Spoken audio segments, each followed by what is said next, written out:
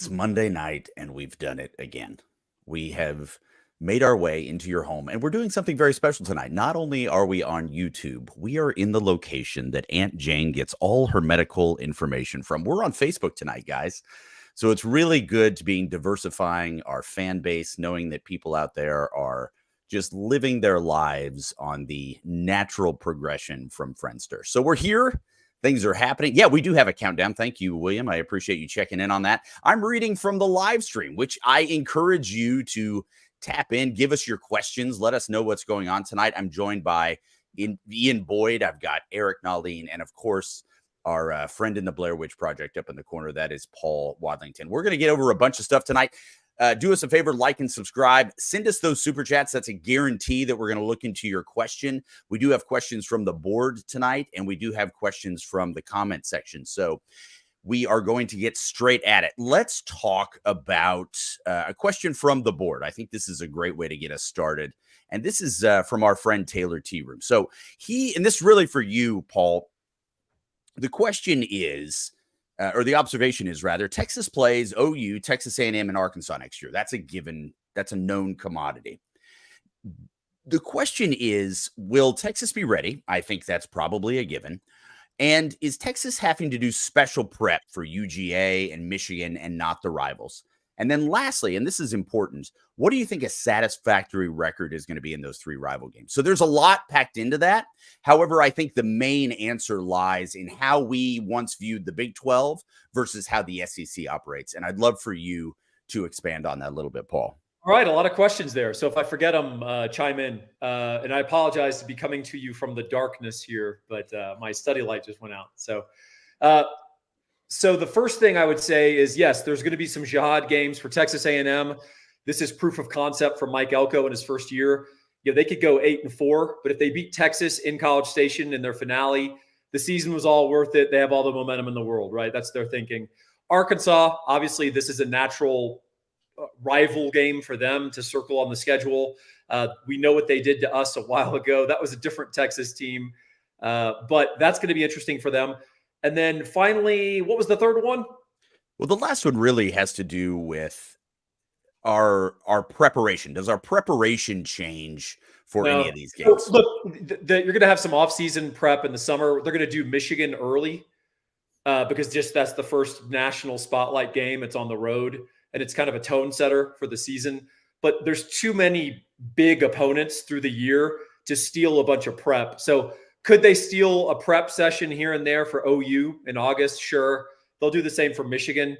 But there's too many sort of big games to circle that one game and spend all this prep time on. I mean, Michigan last year, because they had such an easy schedule for most of it, I mean, they effectively played a two-game schedule before they got in the playoff. They had a Ohio State prep period all through spring practice, all through summer, and even in some of the non-con opponents. So they'd steal a day of preparation just for Ohio State, just because they can. Texas is not going to be able to do that. The good news about the SEC, and I know the way the schedule falls in the first year is a little strange, but A&M and Arkansas are going to prep Texas, obviously, because they're highly incentivized to win that game. OU will always do that because that's OU. But the point is, all the other teams have their hands full with their part of the schedule. So we're not getting special prep from Florida. We're not going to get special prep from Georgia, really. They're not going to be running Texas stuff in the spring. I think they've got a bunch of other big marquee games they've got to worry about. And that's kind of a nice thing about the SEC is you're not going to have Texas circled by every single team on the schedule. So should be somewhat refreshing. You know what's interesting about Arkansas is Sam Pittman's going to be fighting for his job there.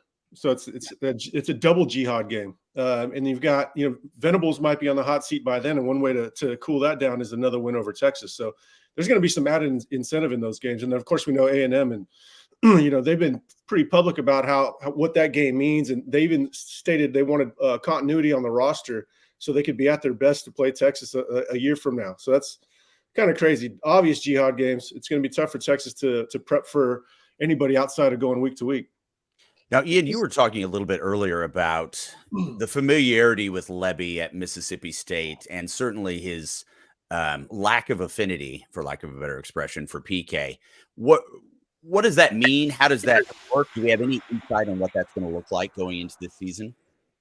Well, Jeff Lebby didn't really struggle with Pete Kwiatkowski in the Red River shootout of 2023. He did in 2022, but he also didn't have a quarterback. So you can kind of scratch that one off. Kwiatkowski's kind of struggled with that style of offense in general.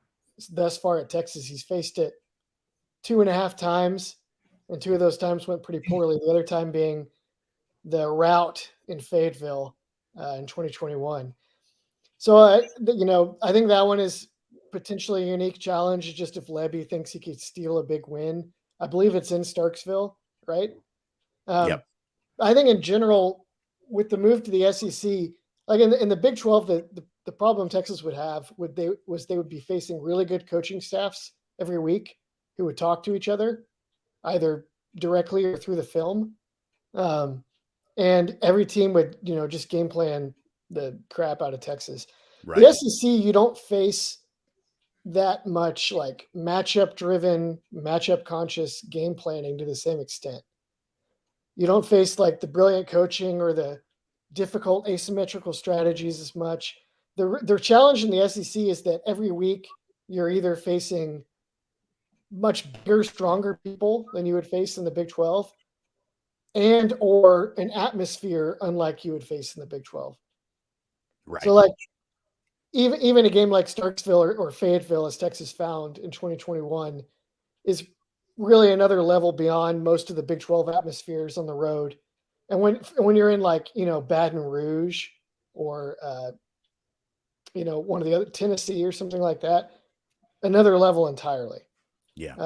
So that's really more the challenge, more so than like being outsmarted is less the concern now than getting, just out toughed or outsized or yelled down, Right. The Mississippi State game's in Austin, late September. Oh, that's better. Yeah. Let's transition a little bit because this is one of the things that we were talking about and one of the thing we titled the live stream with, which is how our draft class is looking this year. So I want to give Brett some thanks here. He's asking us about the 25 class, which obviously is not the class that's going in right now, but I think that's a good place to start. So let's start with this draft class, the one we've got. Just did our all-star games. We've just had some reports come out from ESPN. Who do we see in those top 2 rounds? I'll put this with Eric. And then let's talk about the next year. Let's forecast forward. I mean, we've got an hour here tonight and we've, 52 minutes to kill. So let's get after this. So the first one to you, Eric, is going to be about this upcoming class, the one that's just had the all-star. They've already made their declarations for the NFL. Who do you see going in those first 2 rounds? Well, Byron Murphy's made a huge jump in recent weeks, at least as far as the mocks go. And I think the mocks that are based on the guys that actually talk to scouts and GMs are, I can see that happening. Some of the better guys started that movement. And I think a lot of other people started following in line. So he's looking like he's going to be the first Longhorn taken. I'll be really surprised if Devondre Sweat doesn't go in the first round. A lot of people, I've seen him in the 50s. I think if he shows up to the combine as a svelte 345, 350 pounds, which is doable, I think that somebody's going to take him in the 20s. I just don't see how somebody that occupies that much space up front and actually has some athleticism. He's not just a space eater, doesn't go in the first round. And I'm going to make a prediction that Adonai Mitchell goes ahead of Worthy, even though I'm starting to see Worthy show up in more first round mocks. I think when they start seeing Mitchell running routes at his size, just how fluid and comfortable he is, his ball skills are much better. I think he's going to sneak into the first round too, or has a chance to. But I do think he'll go in the top 35 picks. Right. So moving forward into the next year, I mean, so who's on campus right now? And this is a question for the whole group. Who's on campus right now that you would see next year in the draft? Who are our top options? Obviously, you probably want to consider somebody like Quinn, but I mean, there's a lot of variables there, whether he's going to be able to execute that or not. So what are our thoughts for the kids on campus now, next year, going into the draft? So I think Kelvin Banks will be the first guy taken in 25. Yeah. For this current team. I think he's got a good trajectory. He needs to get stronger, which this third year I think is a good opportunity for that. And I think the NFL is going to love his feet. I think they're going to love his intensity. Particularly late in the year, his run blocking also really improved. He put some terrific stuff on film against Tech, against Washington. There's several plays where he's driving, their Washington star defensive end 5-10 yards off the football, and makes you wish we could have stuck with the run a little better, not just in the headsets, but also the running backs hadn't had 2 fumbles in the third quarter to allow us to do it. But I think Banks is going to be up there. Hill, obviously not eligible, right? So he's going to be. Right. And then I guess you go, you're looking at Ewers probably. I think, look, this is a big offseason for Quinn Ewers. If he shows up at 192 pounds in the fall, that's not good, actually. Typically we're all excited when someone's thin and rested and ready and all that stuff, but he needs to put on some strength. He needs to put on some good weight. Look at the top performers in the NFL and look at their size. They're hosses. And I know someone's going to write Brock Purdy in the chat, but I think Brock Purdy is, as much a passenger on that journey as much as he's protected. He's highly protected. Well, and people. He's thick too. Mahomes, and you see him on like commercials and stuff, and he looks kind of like a normal guy because there's no scale. Patrick Mahomes is a 230-pound guy. Yeah, he's big. A lot of it's in his lower body, so it kind of gives you, So you guys all know Josh Allen's big, Justin Herbert, all those guys, but I think you'd be surprised how big the average NFL quarterback is, and Quinn needs to look more like that. Obviously, he needs to throw well and show more progression. I'm not convinced he's a top 10 first round draft pick, but Will Levis went number 5. So what do I know? Quarterbacks are always going to be overdrafted. Right. Purdy was just under 6'1", 212 at the combine. He's got some thick legs. So he's, to your point, like these guys I remember taking an elevator with Colt McCoy on campus when I was a student. And, the thing with Colt was he got bigger as an upperclassman, but he always looked so small. And like, that was the story on Colt, was this guy's like tiny. He had to drink a gallon of milk a day. I am not a big guy, as everyone knows. I was shocked by how much bigger Colt McCoy was than me, like when he was a senior and I was maybe the same age. Did he tip you well? I think it's also fair. You watch those. I mean, look, you watch the NBA, you see a point guard and he may look tiny, and you come to look and he's 6'4". Yeah. I mean, there's a lot of that goes into scale too that just doesn't necessarily translate. But DJ Augustine is small in person, though. Yeah. What about Isaiah Bond going in the first round or early? I think he's got better, soft skills than Xavier Worthy, and he's already running 22 something miles per hour. So he's not going to sacrifice a whole lot of speed. I could see Isaiah Bond blowing up, and I think there's some people in Austin that feel the same way. Him and Golden both are going to run really well if they both are invited to the combine. I think you would bet on at least one of them making it after next year. Well, I want to thank Brett Nelson for that. That is one of our super chats. If you want to make sure that you have your question read, please give us one of those. That really helps. We're trying to buy light bulbs for Paul. Let's move on to DK Moore. This is a popular topic. So how confident? We're not going to get into the metrics of Jeremy's scale here, but let's say 10, you're super confident, and 1, you're not confident at all. How confident are we that DK Moore is going to end up on campus here? Whew, man, we need a time machine, because this is going to be something we're talking about in December. Right now it's hard to tell. Obviously, LSU's putting together a really good class. They've got a lot of momentum. Class momentum is a real thing, especially when you're talking about younger guys that want to be a part of the cool class, the cool school. LSU somehow has captured some of that, despite Brian Kelly helming that ship. And so, and they're going to keep adding good players too. So every good player they add is probably going to help keep other fellow good players in the class.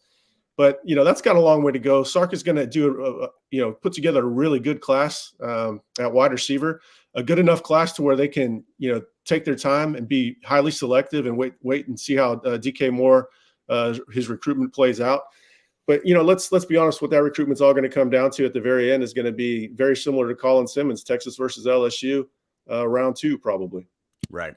Do we have a comp? I mean, is there someone, let's say DK doesn't happen.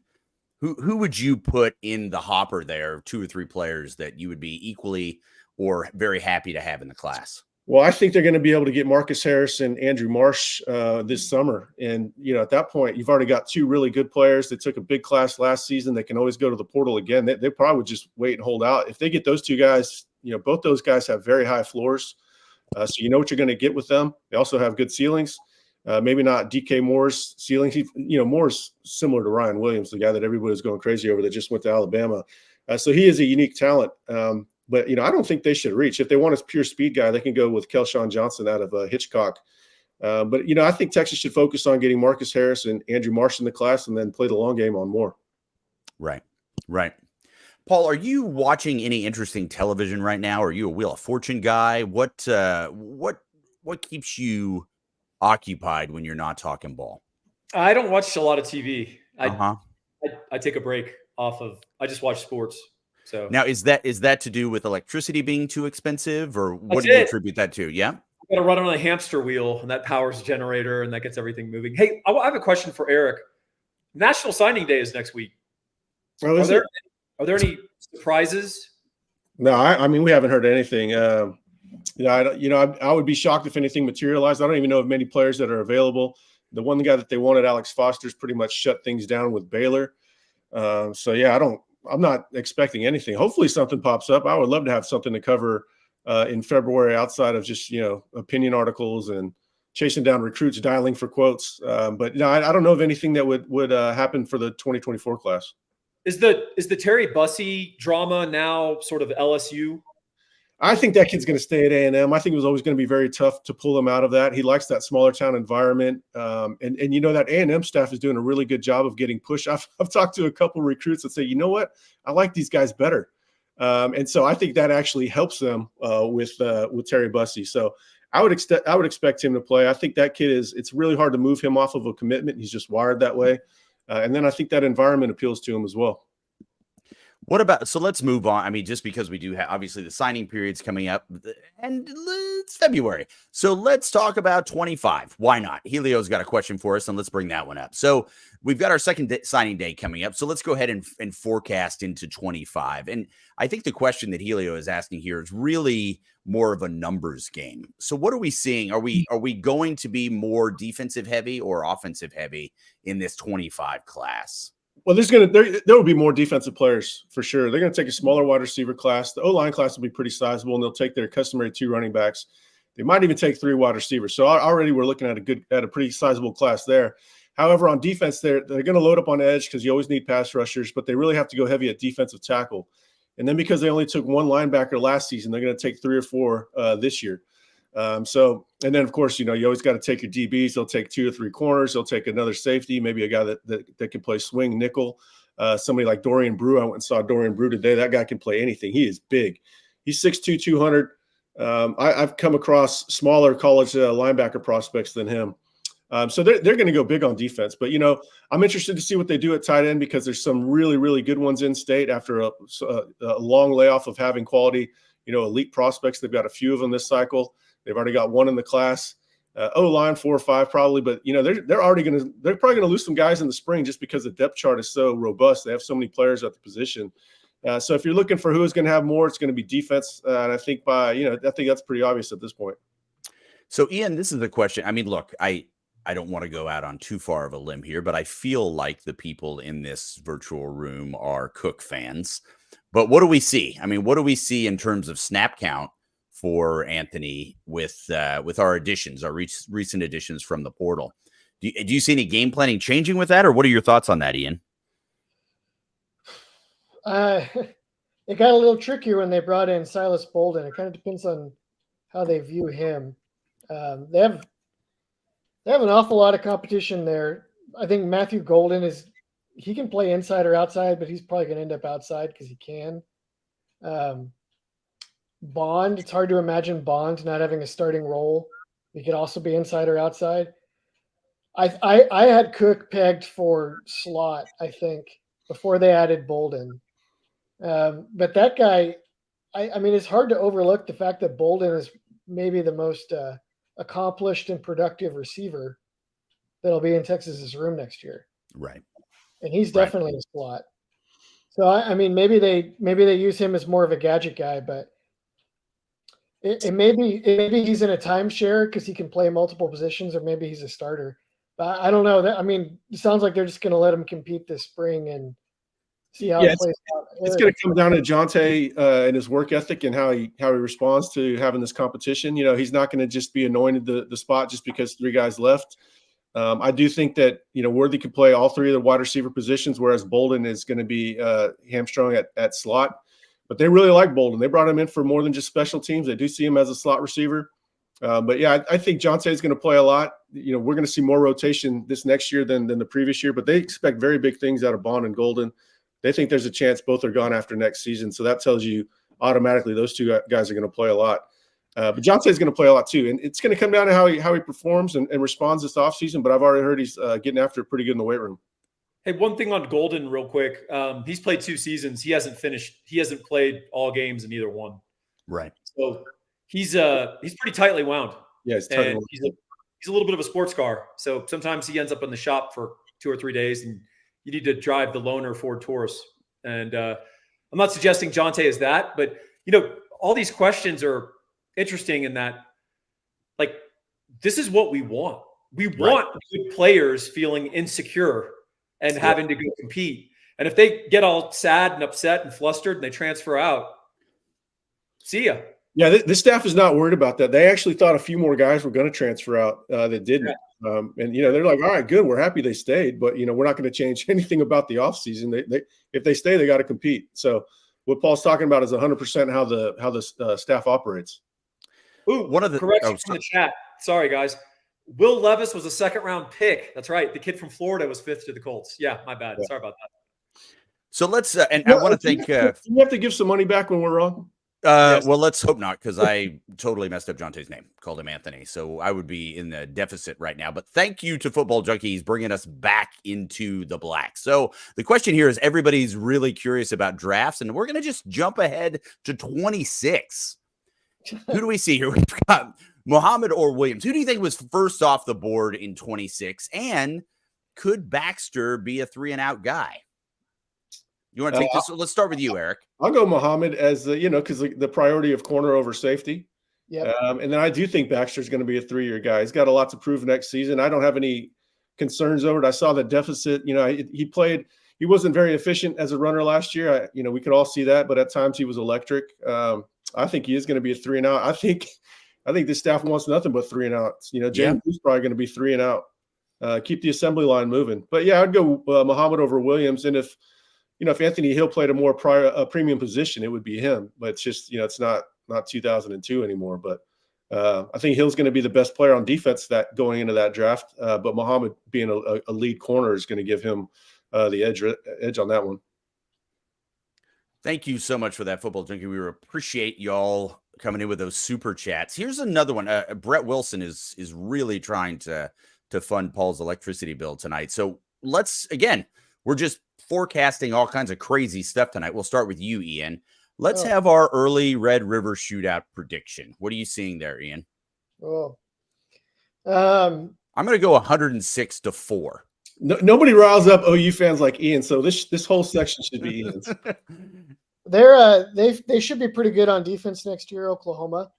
And last year, I remember, this last one, they looked a little out of sorts pretty often against Iowa State the week before Texas. And then the week they played Texas, their linebackers were like, it's like they had like the what's that Christopher Nolan movie where you see things like a few steps in advance. Tenet. Yeah, their linebackers were all like Tenet, like just running to spots before Texas play had even developed. So I think that it's going to be hard to blow them out. But on the other side, Oklahoma's offense is poised for a tough season, in my opinion. Yep. I think their quarterback, I think people are not adjusting to the fact that young quarterbacks need more time in modern football. We had like a blip of like maybe about a decade where young quarterbacks are coming in and dominating very quickly because defenses hadn't adjusted to the spread, and they would give coordinators and quarterbacks really simple looks, and then they would just pick them apart. Now they don't do that anymore. And now you're seeing a big difference in whether or not young quarterbacks can know where to throw the ball, like Quinn Ewers, right? Quinn Ewers is going to be entering this next year. We're finally going to wonder, like, he's on like a more normal trajectory, like a early 2000s or 90s quarterback. Right. Because it wasn't as easy for him to just know where to throw it, even with Sark dialing stuff up. You could see it in the bowl game with their young quarterback, Jackson Arnold. I mean, he's kind of staring stuff down. He's locked in. They're just running RPOs.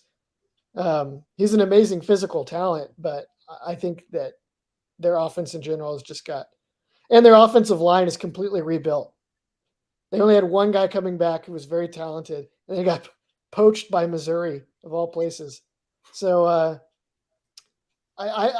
it's possible that it could be a very satisfying Texas victory, but something more in the realm of like 27-6 or something like that. Okay. All right. Wow. The way I saw them come out in that stadium, I'll never discount their chances again. That was something to see. They were playing with their hair on fire for 4 quarters. That was a wild one. Texas should win. Texas is a better team on paper. They're on a much better roster cycle than OU. They're going to be ranked 2 or 3 to enter the season for a reason. So I think Texas by 10 points or so, but I don't know. I'm still licking my wounds from that last time watching those two go at it. So Eric, this next question is probably more specifically driven to you, given, and I hate to use this term, but let's face it, it is some insider information. I don't know your LSU connections directly. You keep those very close to the chest. But Huff Text, again, super chat. Really want to thank everybody for doing that. This is a $5 super chat. So really thank you to Huff Text. But he's curious, when do we let DK know that Brian Kelly is a chode? Now, is that something that we want to do in December? And how much of that has to do with the early signing period? Yeah, you got to hold back all the ammo. Don't show the video of BK dancing with guys in the dark. Yeah, I don't know. I really don't know how they got that off and running so quickly. Obviously, having the number 1 player in the country and him being a quarterback, Bryce Underwood helps out a lot. But and then Harlan Berry's right down the street. He's kind of a Baton Rouge kid no matter what. So that helps. The DK one is a little bit more surprising, but they treated the week after Colin Simmons committed to Texas like signing day for DK. And when you show that urgency, you're gonna be rewarded with a commitment. Can they hold on to it? I don't know about that. I still think he's going to end up at Texas. I know that kid loves UT. It's right down the street. Texas is doing well with Duncanville and really that whole corridor of Texas. So we'll see. We should keep count how many times we get asked about DK over the next 7 or 8 months. But well, if we are asked about DK, we just simply ask that it's a super chat, and we want to thank Huff Text for doing that. Let's get to George Lopez. That's a good one. Yeah, absolutely. This is. Let's talk to George Lopez. By the way, George, massive fan of your work. Great content. Thank you. Appreciate that, George. He's curious about the in-state D-line and wide receiver recruiting. What do we have that's in-state that is really a highlight for us coming in? Well, it's a very strong D-line class to include the edge. They've already got Lance Jackson in the class. I think he's an absolute stud. He'll play Jack. Jacks are harder to find than Bucks. I talked to Chad Woodfork actually right before I came on this. Texas is in good shape with him. Summer Creek kid. He'll play the Buck. Sort of like that Joseph Osai build, a bit narrow but long. Shock power despite being wiry. They look really good for him. I think, every time I talk to him, he just reminds me of a kid that would go to Texas, even if he wasn't playing football. Kamorian Morgan just moved to South Oak Cliff, another edge. Texas is in a good spot for him. Talking to him at junior day, his face, he just had a giant smile on his face the whole time. Normally when I see that, I've got a pretty good feeling how it's going to end. And then there's Smith Orogbo over in A-Leaf. He was just at OU this weekend. He might be more intriguing than the other two. Now, Lance is a whole different animal because he can play Jack. But as far as Bucks, man, I think Smith Orogbo is very interesting. Maybe he might end up being the best player when it's all said and done out of the 3 I just mentioned. Interior D-line is very strong. Zion Williams, they got to get him out of Lufkin. There's a handful of other interior defensive linemen. Dylan Battle out of Mansfield. DJ Sanders out of Belleville. I'll see him Thursday. It's just a banner year for defensive linemen. You hardly ever find this many in Texas that especially, that are this good. You're lucky if you can find one in a lot of cycles. Texas should be able to do very well. And then wide receiver recruiting, you don't worry about that. Getting Andrew Marsh, best in-state wide receiver outside of DK. Marcus Harris from Water Day, he's an out-of-state kid, but taking a modern day kid is every bit as rewarding as taking an in-state kid, because that could help you get another modern day kid down the road. So Texas is in a very good position, really across the board. The only position that I'm really kind of curious about is how it's going to end up is safety. Not worried about it. There's just not a whole lot of targets on there. Corner is going to take a while to play out just because some guys are committed elsewhere or leaning elsewhere. But Texas is in fantastic shape in February. It's they're selective, and things might take a little while to play out. It never happens as quickly as fans would like. But the staff being selective and the way they operate is what's best for the long term. Because what matters is what you add to the roster. Because signing day doesn't matter. Winning on Saturdays is what matters. With signing day, Brent is asking a question that I don't know that we're terribly comfortable talking about, but I think we can give a little bit of insight here. And that has to do with the donors. Have you heard anything about more donors stepping up? Because again, Texas is really kind of on the vanguard of the NIL, specifically with the collectives. They were really early on in that. And I'm curious if you have any insight, and Brent is asking the same question. Have we seen more donors come in now that we've got what Tom Herman loved to refer to as alignment, with everybody lined up, ready to go? Has that really helped with the donor situation? Well, Brent is quite persistent, because he ended the chat on, Monday? So last Wednesday's chat, he ended. That's a friend of mine. He shows up to a lot of happy hours. It's good to see him. As always, he goes back to the Barking Carnival recruitacosm days. NIL efforts are moving in the right direction. That's true for sure. This is touchy, but the number one thing you have to make sure you can take care of is the most recent signing class. All those commitments are upheld, and Texas is in good shape there, better shape than a lot of colleges are. There's a lot of false promises that go out. I think Texas is in good position. The problem that you're going to have is year to year, you're going to have programs that are on the upswing. You might have Miami up one year. Right now, clearly Ohio State is up and Ole Miss are up. So Texas is going to be steady, always top 5, I think. There might be some cycles where there might not be, as well heeled as some others. But steady's going to win the race long term. But yeah, some of those programs are going to be on the upswing. Like, clearly Oregon's not going to be outbid if they really want a guy. I heard that today. I heard that today from somebody that would know. So you don't want to go a lot of head-to-head where, NIL is the final factor. Paul, I haven't heard your voice in a while, and it's really starting to upset me. So here's a question. This is from Tracy Jackson. Yes, please. Before that question, can I chime in on that one? God. Yeah, no, sure. Whatever you want to do.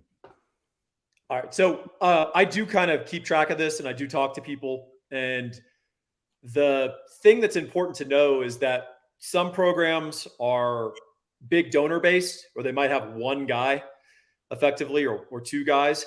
And then some are broad based. So the most effective NIL groups to date have been broad-based, and then also you try to get big donors as well. The degree to which you get big donors depends upon your athletic department.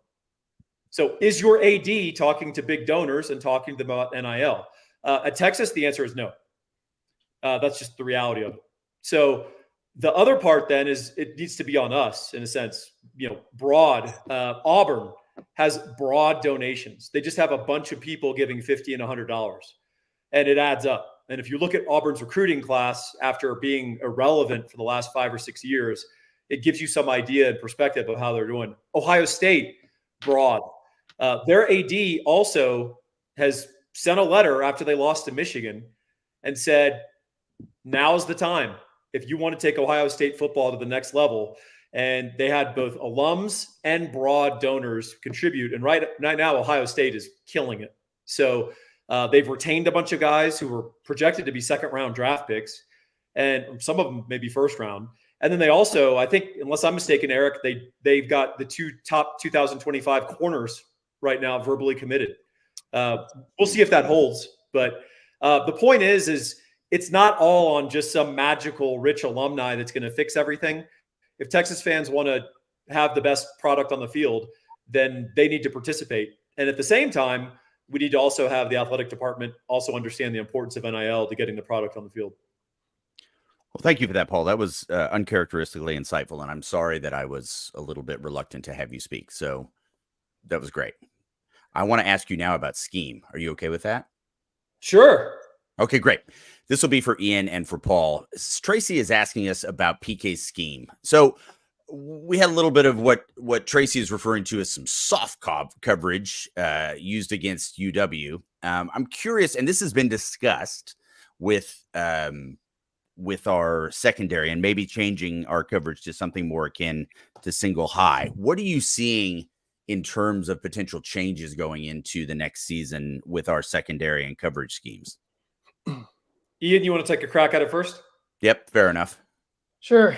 I don't know if in Washington they really blended.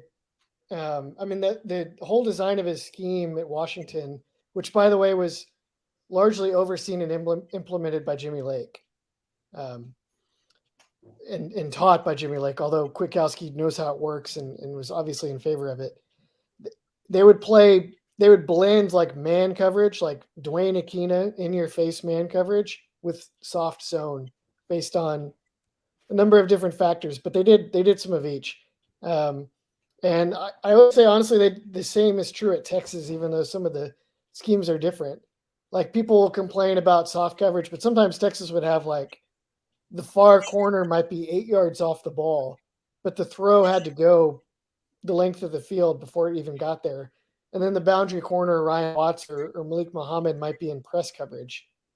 So I honestly, the off versus soft coverage thing at Texas, I find just not that useful for describing what's been going on at Texas, what they have and haven't done. They did definitely play a lot more press towards the end of last year, like across the board at every spot.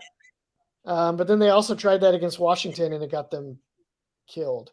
So it's not really it seems like a really simple paradigm for understanding what is or isn't going right with Texas defensive pass defense. But the truth is a little more nuanced and maybe not that interesting for me to drone on about for 20 minutes on the live show.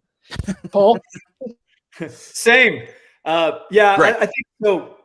Any coverage that doesn't work is characterized typically as soft coverage, right? Fair enough. Yep. We could be. I've seen game threads where we're in press man trying to get a jab on a guy off the line of scrimmage, and they score, and they're like soft coverage, and it's like, Right. not really. Also, it should be pointed out, Michigan played off coverage against Washington for most of that game, but it wasn't soft coverage. It was very aggressive off coverage where they had at least always a safety, if not two, backing them up.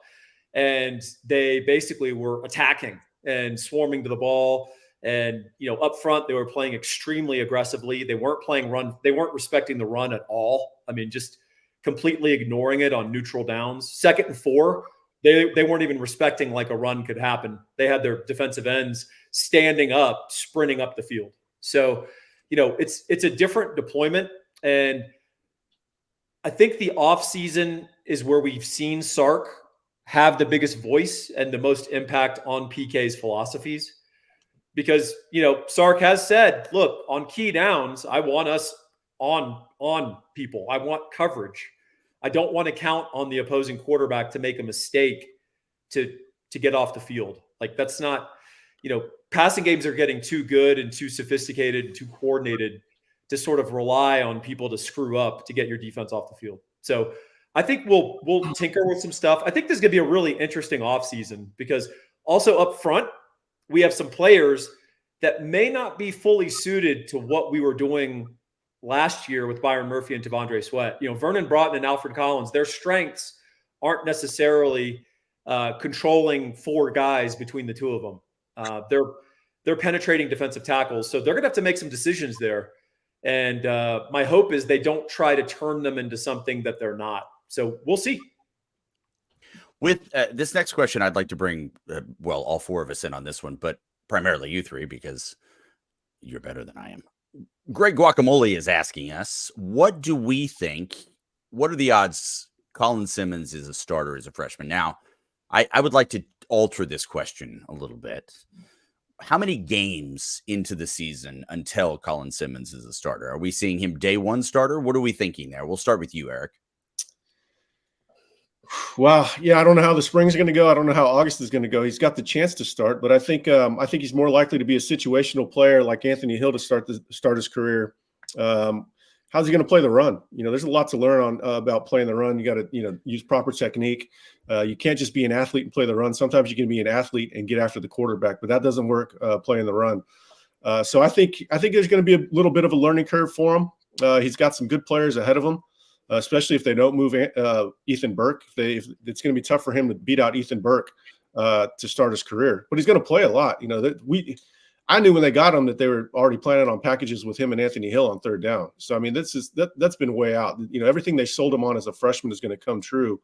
It's just a matter of whether or not he can jump the curve and be better against the run. Now, that's too early to tell. He's going to play a lot. You're going to feel his impact. You're going to be happy that you got the 5-star on the team. I just don't know if he's going to come out with the first team to start the season. I don't really think it matters either. Who's part of the problem here for him is Colton Vasek. I mean, if that guy's healthy and has a great offseason, they have guys that they've been stacking now that are actually really talented. Yeah, they love Vasek. And then also our South Oak Cliff guy.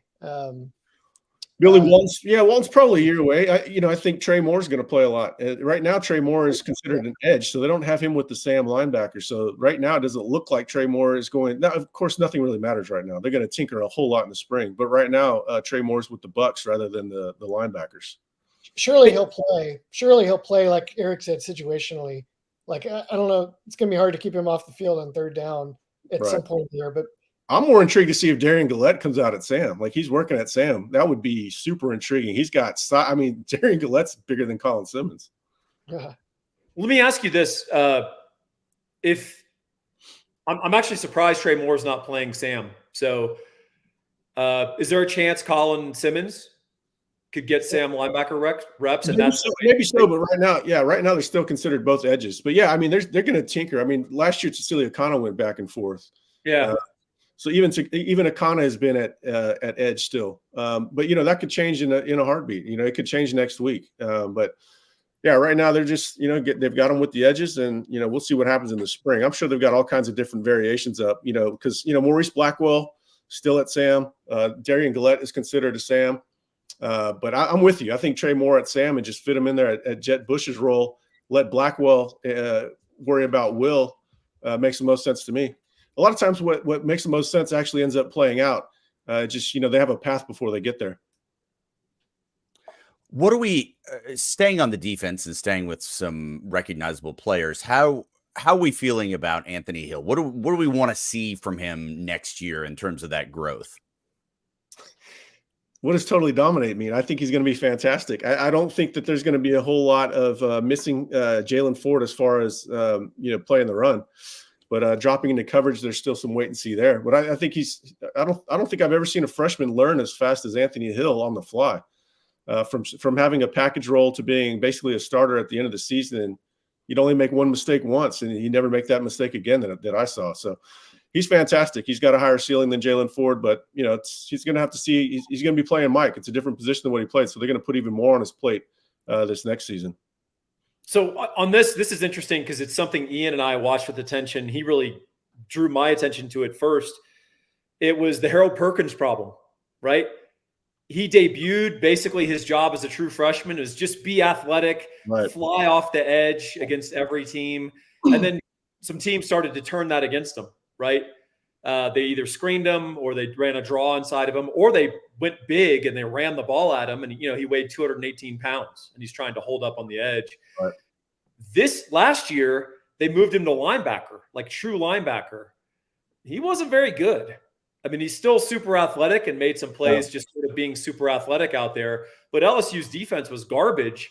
And he wasn't the reason their secondary was terrible, but it's not like he helped. And, Anthony Hill is a better all-around football player.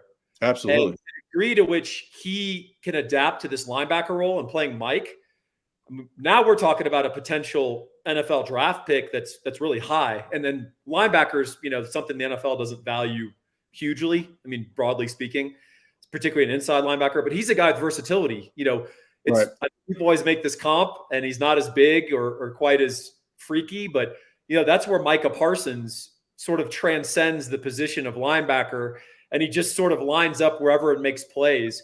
And, Anthony Hill might be one off season away from becoming a guy like that, which would be unbelievable for us. I agree. Maybe we talk about this another time, but I think linebacker might be the hardest position to evaluate because a lot of those guys are playing athlete positions like Harold Perkins. And so when you're looking at the guys that they're after in this class and they've got one committed already, Anthony Williams, he's a 6'3", 195-pound edge player. So you have to project him at, playing a much more nuanced role in college. And some guys pull it off. DeMarvion Overshown didn't even actually pull it off. I mean, he started to pull it off and then he was out, right? Yeah. Malik Jefferson had to make that transition. It's a hard position to project. You really have to get to know the player mentally, get to know his aptitude. You got to put him on the chalkboard. I like some of those guys that aren't 6'3", but know how to find the ball carrier, like a Gavin Nix at IMG. That's why this linebacker class is going to be interesting. But that's another reason people are too low on Ty Anthony Smith in this class. He's got all the athletic traits and the length, but then he's playing off the ball and finding the ball carrier. It doesn't matter what offense they're running. He's wreaking havoc on them. So Ty Anthony Smith was an absolute steal, but it's a hard position to evaluate. I do think there's some chance of a sophomore slump for Hill because they're going to put more on his plate. Yeah, maybe so because of the overload. They really protected him last year. He had pretty simple assignments last year. And he had Tavondre Sweat and Byron Murphy ahead of him. That's where you hope that Kendrick Blackshear can be a fail-safe. And also maybe Leonga Lafau. Leonga Lafau played there all last season. So he's got it down. And Leonga's natural in coverage as well. The advantage Hill has, though, is that unlike the vast majority of really athletically talented linebackers coming out of the state of Texas, he actually played inside linebacker for 3 years at Denton Ryan. Right. And so the angles and the sides, it's not as complicated for him as it would for Smith or for like Malik Jefferson back in the day. Yeah, Darian Gillette. I mean, Darian Gillette is, athletically, if you look at his junior tape, he's a mess as a linebacker. I said they should just put him at edge and just be done with it. But they like where his progression's coming. If he can make that progression, I'm pretty sure Anthony Hill is going to be okay at Mike. But like I said, they can always put Hill back at will and let Blackshear and Leonga worry about Mike. But it'll be interesting to see. That's why, there's so many things to track during spring ball. You guys are going to really want to watch these live streams when spring ball's ongoing. We're going to have so much to talk about. One of the main topics that have been on the boards, and again, we're 47 minutes into this, and it's a good time to remind people that this is sponsored by InsideTexas.com. One of the topics that have been coming up a lot at InsideTexas.com, and we recommend that you please check us out there. It's $1 for a month of insight and coverage. But the thing that we've been talking about a lot is who's going to be backing up Manning. And really what we're talking about there is KJ Lacey, or are we talking about Trey Owens? So what do we got there? Let's maybe take it back to our friend Eric. I mean, this is something that you've been writing about quite a bit this week. What do you see happening there? Man, I wish I was as good at reading the future as you guys think I am. I think they're going to be able to hold on to KJ Lacey. He shoulder faked Lane Kiffin this weekend about going to Ole Miss. He's saying all the right things behind the scenes. I know somebody that interacted with him quite a bit over the last few days. Kid speaks very highly of Texas, very highly of Sark. He lamented the fact that he wished he would have known Ryan Williams was going to cancel his visit for the January 27th, so he could have gone to junior day. So he's saying all the right things. I think he's about as solid as a kid from Alabama can be. That's got a lot of schools in the country coming after him. We'll see. The longer that goes, the less likely it is for him to decommit. Really, really proper kid. Like he's got his stuff together. He's not the decommit guy. Like you talked about Lagway sticking with Florida last year. I think Texas has a good chance to hold on to Lacey. But I love Owens, and it's hard to make up for having a year head start on a guy. Mac Jones, kept Bryce Young at bay because he had that experience. So Trey Owens is going to have a chance to play at Texas. He's got a huge arm, how well he processes and all that. But it's always a huge advantage. We got asked about Gooseby a minute ago. Gooseby being in the program a year ahead of Brandon Baker is a huge advantage, even though Brandon Baker is more naturally talented. Just having that experience is huge. So I'm not sleeping on Trey Owens. Guy's got a really good work ethic, strong arm, good skill set for the offense. And KJ Lacey's going to need time to physically develop. That guy's not going to be, ready for the first year or two at least. We got a super chat from Kyle Witherspoon that I want us to hit. Spoon. I know Spoon too. Thank you, Kyle. We really appreciate you hitting us up here. We talked a little bit about scheme earlier today with the defense and our definitions of some coverage things. But what do we think? Do we got a top 20 defense coming back going into the SEC next year, specifically in relation to what Coach Baker's going to be bringing to that interior D line? Which one of you wants to jump on this one? I mean, assuming we're going by like advanced stats and not, total defense or something like that. Because these stats are all going to take into all these stats that everyone's been using are not primed to really take account of the fact that there's two conferences now, as Paul likes to say, and then a bunch of other guys. But I think it is possible because the secondary has so many extremely talented and smart veteran athletes now, which, I mean, you look at the 2005 Texas team, they weren't even very good at linebacker, honestly. Except for Drew Kelson, of course. And the 2009 team was better, but I don't know if either of those guys were drafted anytime soon after that either. So even if Hill is not amazing, and he probably can't be that bad because he's just so powerful and good. They have some of the pieces that can make for a winning defense. I think you have to at least say that. That's it. Great. Huff Texas coming back with another super chat. We want to thank again everybody for doing this. This is keeping us fed. So let's talk about our favorite D-back, the guy that just will not go down. So do we think our friend Taffy here is going to grab us 24? He's going to still be making some plays in 24. I mean, God, I find it really, he's one of these guys you just absolutely cannot count out. What are our thoughts there, Paul? He's going to play a bunch. I think he's going to look, he's a better athlete than is credited, and he's very bright. He's a stabilizing force, and he's still growing physically. I think people almost think of him as like he's a fifth-year senior. Right. He's what, a second? Is he a second or third year sophomore? He'll be a junior coming up. So he'll be a third year junior. I mean, that's not, he's just now sort of coming into his powers, and in this offseason, he'll probably put on some good weight. He's a very willing hitter and tackler. He's a good player. Now, it just so happens there's some really elite players that are coming in to fight him for his position. So he's going to find his way on the field. He's going to play. The question is, is he a true starter, or is he just, alternating snaps? Is PK going to keep up the thing where he's rotating a bunch of guys? I'm kind of curious about that. I'd like to see some of those rotations tighten up in the secondary, because I think it allows you to be a little bit more cohesive and you get more reps. So you get better at what you're doing, not just individually, but as a group. And then Ian, 2009 Texas defense. McElroy Was the middle linebacker. Acho and Keenan Robinson were the two outside linebackers. So McElroy got drafted in the 4th round, I think. Didn't the Bengals? Yeah, McElroy was a good NFL career before he got hurt. Okay, well, he was good. Acho and Robinson were both like 2 years out from being drafted. They were 2 years out from being the dudes, or maybe 2 years out. Yeah, but they were pretty good as sophomores. We should get Nachos on with Paul. Sam Acho all day. Staying with the all right, let's talk about Baker specifically with scheme. And again, we talked about Fangio's defense when he was hired. We looked into this a little bit, but what are we thinking here, Ian? I mean, how are you seeing major scheme changes because of losing obviously Sweat and Murphy? Does that change the scheme all that much, or is the objective still the same with Baker? Well, we'll see. When they hired Nansen, you wondered if they might mix some things up, but when they hired Baker, Baker has really come up teaching the kinds of things that PK does.